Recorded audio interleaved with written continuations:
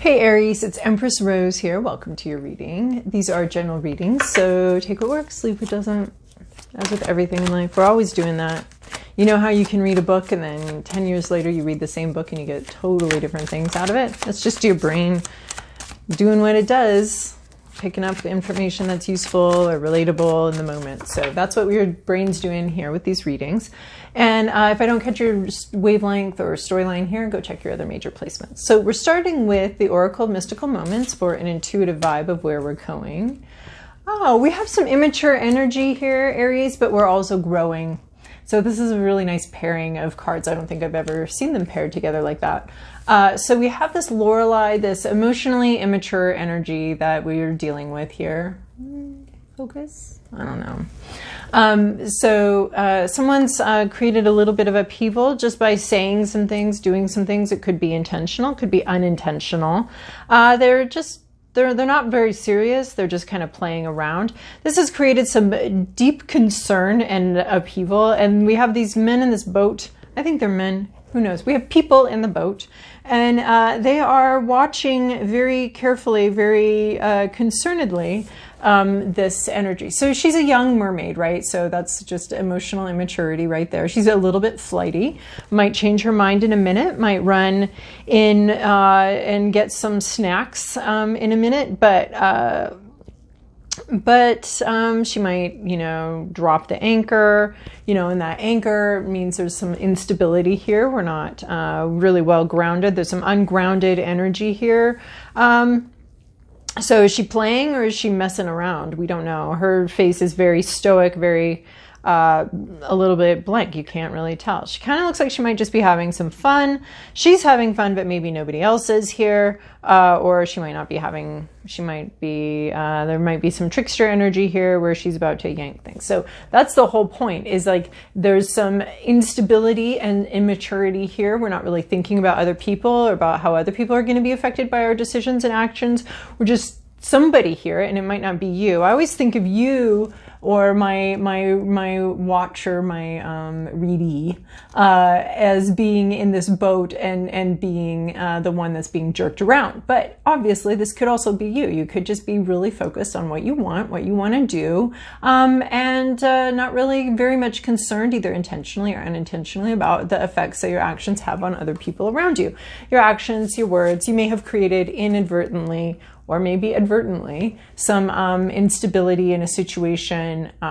So yeah, but look at this. We've got pure nature. Either you are the immature, unstable, emotional energy here, and you're maturing and you're growing, right? This is our bud blossoms here. We can't go back. This is the puberty card. We can't go back to who we were before. We're making a big change. We're maturing, we're growing. Some part of who we truly are really is coming out here. So we're always sort of, I feel like we're a little bit like satellites, always sort of falling towards our own Earth, always sort of falling towards the center of who we are, but just because of the physics of it, we're actually going around and we don't ever actually get to that center. But a real interesting work you can do with your life is to always be falling towards that center.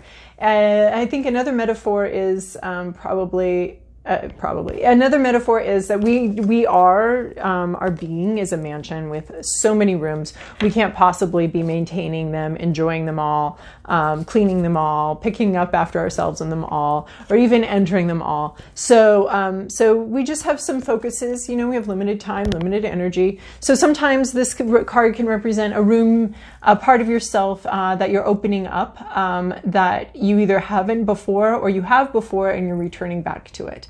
Because we just are all of us are so multifaceted that we can't be focused on everything all of the time. So this might be reopening up a part of yourself, but it is a true part of yourself. Just because that door was closed or just because you weren't engaging with that energy or that part of yourself for a while doesn't mean it wasn't always you or it's not you.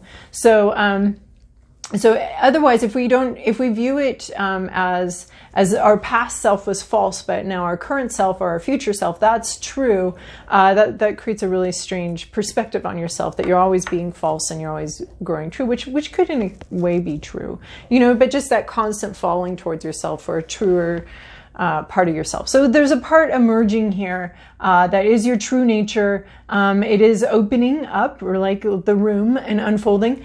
But you can't go back. Like, you're not going to be able to like go back to having that door shut of that room, or never having seen this or explored this. You're not going to be able to unbe what you now are. Just like puberty. So what's interesting is, if you are this immature energy, you're really hitting a mature situation. Like, you're maturing here. You're seeing how your actions have affected other people, and now you're growing and maturing into a better version of yourself, or a different version of yourself that's more able to, that we would call more mature and more able to think about other people. Or this situation is causing you to grow and change, and someone else is being immature or unstable. This is causing you to grow and change in a way that, you know, is part of yourself. So some true part of yourself is emerging here out of this immature, unstable energy, whether it's coming from you or somebody else. Now we're moving on to the, what is this? Mary Elizabeth Evans Apparition deck. Very abstract. I don't know if I've used it with you before. I can't remember now. I tend to forget these readings just about as soon as they're done. It's just a different space, a different zone. All right, Aries, here is your past. Oops. Okay. Your present, your inner landscape, what's at issue, your environment, to-do list, possible outcome. I love your to-do list with this reading. This is very exciting. Okay. Yeah, I can see that. Yeah, darling. Okay. In your recent past, you have the devil. You've been trapped by something. It maybe at some point had some allure and was very tempting and tantalizing. But then, because, right, the devil card talks about addictions, contracts, anything that's not easy to wiggle our way out of, any sort of situation that is not simple or easy to get out of. And those situations, getting trapped in those situations or dealing with addiction, people are very rarely addicted to, say, dandelion greens, because they are not that delicious and not that fun and not that alluring, right? They might be good for you and you might want to have some sometimes, but no one gets addicted to something that's unpleasant from the get-go. And a bracing yet healthy little snack. Nope. It's got to be sweet. It's got to be tempting. It's got to make us feel good or feel a certain way. So you may have gotten into a contract that you can't easily wiggle out of, or some sort of commitment or some sort of addiction that you can't easily wiggle your way out of. So it looked good at the time, but maybe now you're looking at, oh God, how did I get here and how do I get out of it? And then in your current situation, we have 9 of Pentacles here. So this is being very satisfied. I mean, you maybe made a contract and maybe you don't want to get out of it. Maybe you're not ready to get out of it, but you made some sort of commitment, or some sort of bond was created here. Some sort of, bondage was created. But in the current situation, you're actually quite successful. So maybe you were successful, you made this commitment and this bond and you weren't able to wiggle out of it, but that doesn't matter. Or there's something here where you're very successful. You've achieved something, you've leveled up, everything you have is yours. This is our little entrepreneur card, and she's been very successful and she built her business from the ground up. She's invested quite a bit of time into it and money into it. And there's a certain sense of success, of ownership, of being able to look out and say, yes, all of this is mine. I've achieved this. So it's taken some cleverness on your part to achieve what you've achieved. You've achieved quite a bit, and I hope you're able to enjoy that and appreciate that you created this and that you manifested this and made it happen. There's a sense of having cooperated with the universe, and maybe some curveballs were thrown your way, but you adapted, you worked with them, you were sort of, I want to say, singing with the universe in harmony, harmonizing with some of the things that were happening and going on, and you were able to use them to your advantage. And rather than viewing them as mistakes and errors, you viewed them as opportunities and openings in the norm that you were able to access and get what you needed. So then in your hopes, your fears, your inner landscape, 10 of Swords here. Ten of Swords, this is the end of a long, painful, difficult process. The swords are ending. So the Ten of Swords is the end of a situation that's been difficult and painful for you, possibly this double bondage here. But it's been difficult, but the Ten of Swords always has a sense of ease to it. Like the situation is ending of its own accord because they ran out of swords. So that is an interesting concept, because it's not that, it's not that the person changed and decided or the situation changed and was like, you know what, let's just not stab her anymore. Let's be done with this. It's that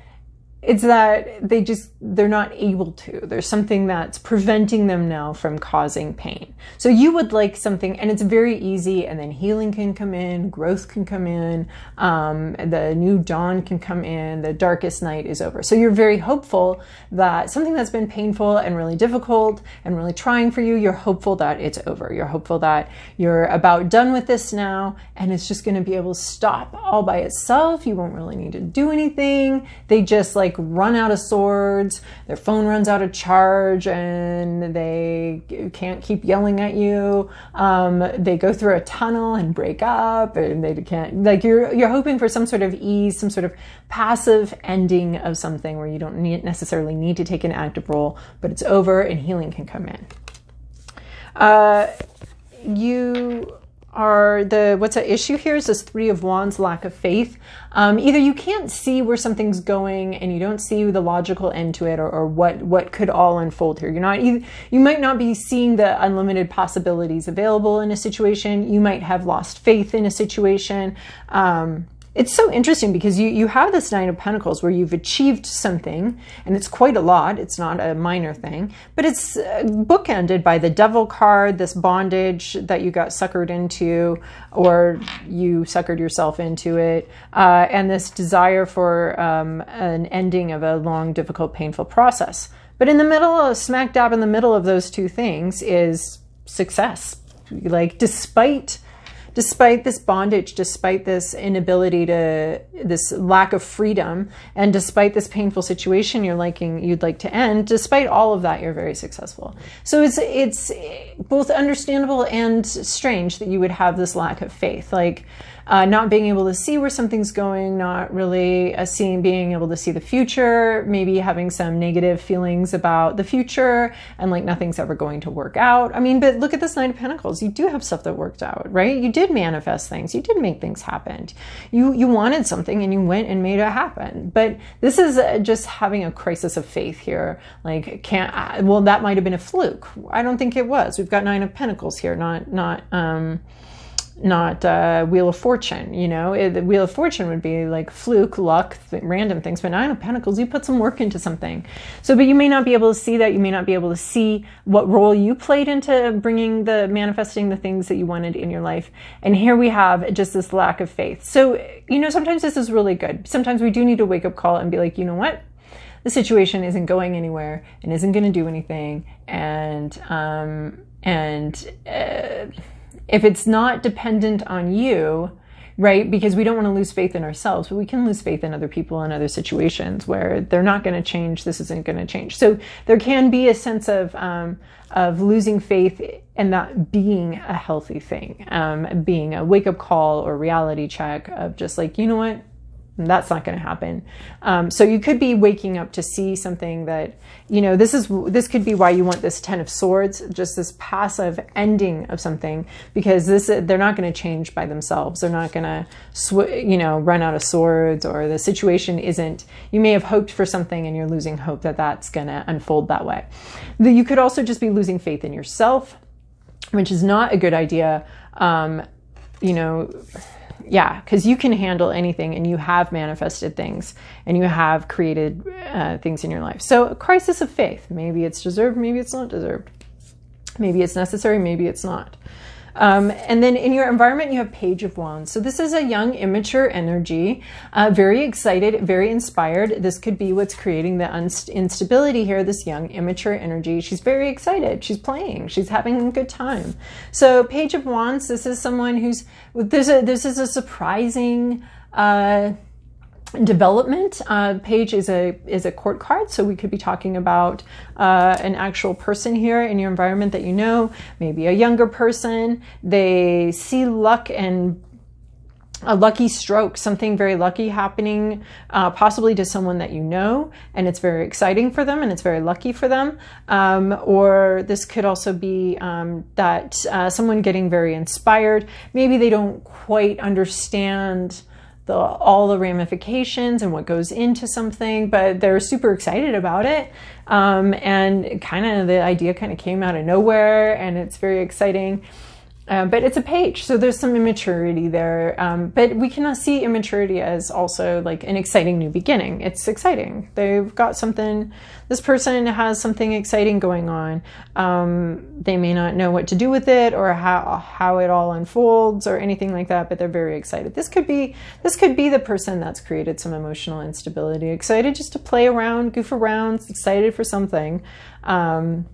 A really creative idea, some sort of interesting creative idea, but it could be creating instability for you. You could be bonded to this situation and just a little frustrated or maybe even jealous that someone else is having this idea, someone else is having this luck, and you're somehow stuck as an attachment to it. I'm seeing these three cards all together. You might be like bound by this anchor line to this page of wands. It's very excited, maybe a little immature, doesn't quite know what they're doing. And this may have created some stability or maybe even jealousy in you because you're attached to it, bound to it, but not in charge of it, not able to change the situation. So what I found very interesting here was your to-do list is King of Cups. This is the energy you need to find opportunities to interact with. I suspect you will have plenty of them.